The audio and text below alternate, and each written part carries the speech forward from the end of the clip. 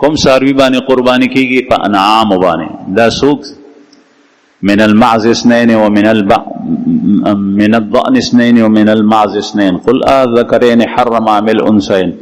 اوخ او اوخ ته په عربی کې وای ابل او بقر او غنم، په دې دریو سیزونو باندې قربانی کیږي.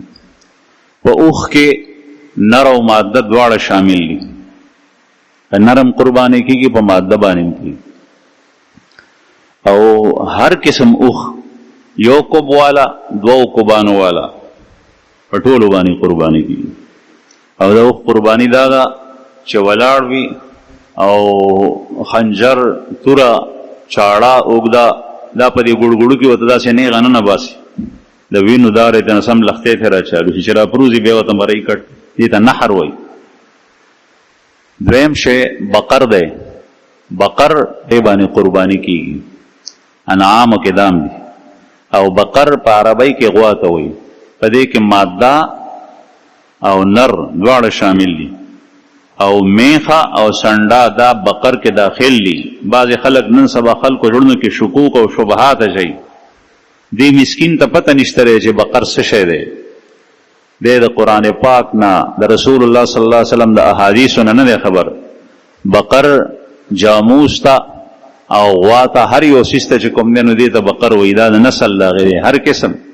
بیا په دې کې مختلف اقسام دي. ځنګلي نه ساتون کې بعضې بقر داسې چې د هغه په ملا باندې ګومټ وي، بعضې بقر داسې چې د هغه په ملا باندې ګومټ نه وي. په دې ټولو باندې قرباني کېږي. میخه او سنډا ته هم بقر وایي، په هغې باندې هم قرباني کېږي، ځکه چې دا د بقر یو قسم دی.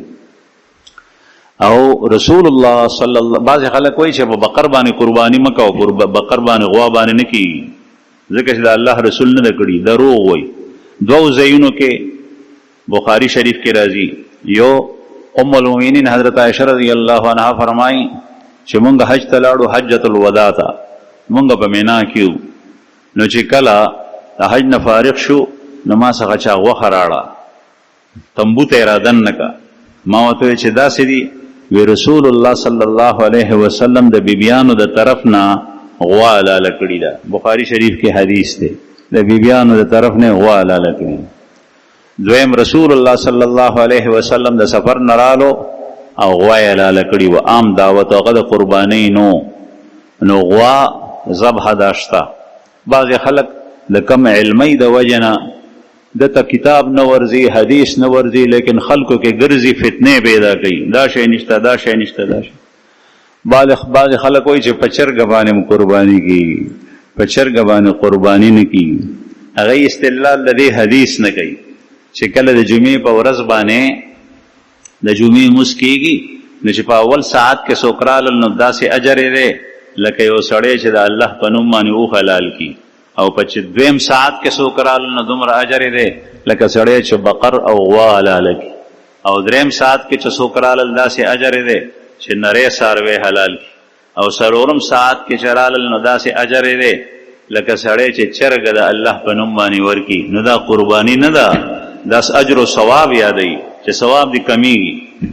او چې په پنځم ساعت کې څوک راشي د جمعې مستا، پنځم ساعت کې د خطبې نه لږ مخکې، نو د ده اجر داسې دی لکه چې اگئی د الله په نوم باندې ورکړي. او چې کله خطیب صاحب خطبه شروع کورالو نو فرښتو رجسټرې بندې کړي وي، بیا دا نومونه نه دي لیکلی دي، بیا دا انعامونه بند شي، نو بیا خو په اگۍ هم قرباني کولی شي. نو قربانی د دې سيزونو ده، ابل، بقر، هر قسم، او د غنم هر قسم. په غنم کې بیزا، ګډا، هر قسم هغه ټول چې کوم دی نو هغه پکې شامل. او تر دې پورې دي که چېرې یو بچی پیدا شوی ستنې والي و مادې ته، نر نو، غوا، ګډه، بیزا، هغه ته چاستنو والا، او دا هغه په خېټه باندې چې کوم دی نو حمل شو او بیا د هغې بچی پیدا شو نو په هغې باندې هم قرباني کېږي، ځکه چې دا د بیزې په شکل کې د بیزې نه پیدا شوي، د ګډې په شکل کې د ګډې نه پیدا شي.